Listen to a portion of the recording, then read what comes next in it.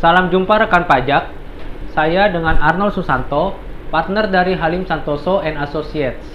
Kali ini saya akan membahas tentang insentif PPN sebagaimana diatur dalam PMK nomor 44 tahun 2020. Peraturan ini mengatakan bahwa WP dengan kriteria tertentu dapat diberikan pengembalian pendahuluan kelebihan PPN sebagai PKP berisiko rendah. Syaratnya apa? Yang pertama, melihat dari kriteria WP tersebut, yaitu apabila PKP tersebut memiliki KLU sebagaimana tercantum dalam lampiran huruf I PMK 44 tahun 2020. Ada 431 jenis KLU di sana. Yang kedua, apabila WP tersebut merupakan kriteria perusahaan yang mendapatkan fasilitas KITE, kemudahan impor tujuan ekspor, atau kriteria perusahaan tersebut adalah yang telah mendapatkan izin kawasan berikat. Syarat kedua adalah jumlah lebih bayar dalam SPT masa PPN yang diajukan pengembalian pendahuluan tidak lebih dari 5 miliar rupiah. Masa pajak yang diajukan pengembalian pendahuluan yaitu masa pajak April sampai September 2020 dan permohonan pengembalian pendahuluan dilakukan paling lambat tanggal 31 Oktober 2020.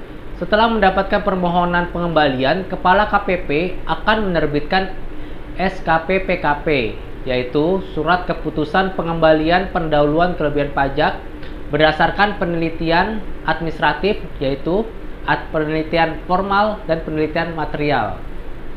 Apa itu penelitian formal? Penelitian formal adalah penelitian yang meliputi pertama, memastikan kriteria PKP tersebut sesuai dengan KLU, izin kawasan berikat atau izin KITE sebagaimana dimaksud dalam PMK 44. Penelitian formal selanjutnya adalah memeriksa apakah jumlah lebih bayar dalam SPT masa PPN yang termasuk pembetulannya juga secara akumulatif tidak melebihi 5 miliar rupiah.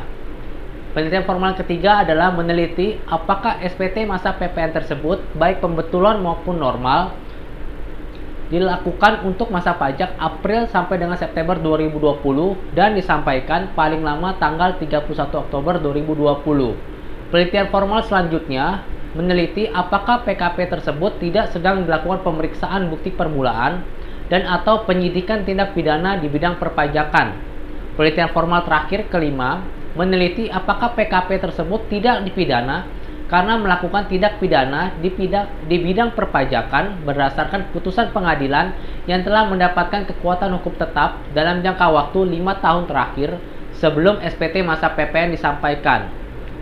Penelitian material yang dilakukan oleh KPP selanjutnya adalah meneliti memastikan kebenaran penulisan dan penghitungan pajak dalam SPT masa PPN yang diajukan pengembalian pendahuluan.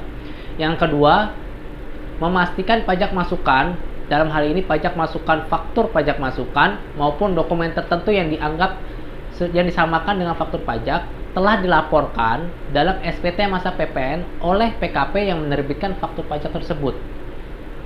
Penelitian material ketiga meneliti atas pajak masukan yang dibayar sendiri oleh PKP berisiko rendah telah divalidasi dengan NTPN. Dalam hal berdasarkan hasil penelitian formil dan material, ternyata PKP tersebut tidak memenuhi syarat, maka Kepala KPP akan menerbitkan surat pemberitahuan penolakan dan permohonan pengembalian tadinya yang menggunakan PMK 44 akan ditindaklanjuti berdasarkan ketentuan pasal 17B Undang-Undang KUP. SKP PKP atau surat pemberitahuan penolakan diterbitkan paling lama 1 bulan sejak tanggal diterimanya permohonan. Bagi PKP yang telah mendapatkan SKP PKP perlu diingat juga dua hal. Yang pertama, setelah SKP PKP diterbitkan, atas SPT masa PPN lebih bayar kompensasi pada masa pajak sebelum diajukannya pengembalian, diusulkan akan dilakukan pemeriksaan sesuai dengan ketentuan peraturan perpajakan yang berlaku.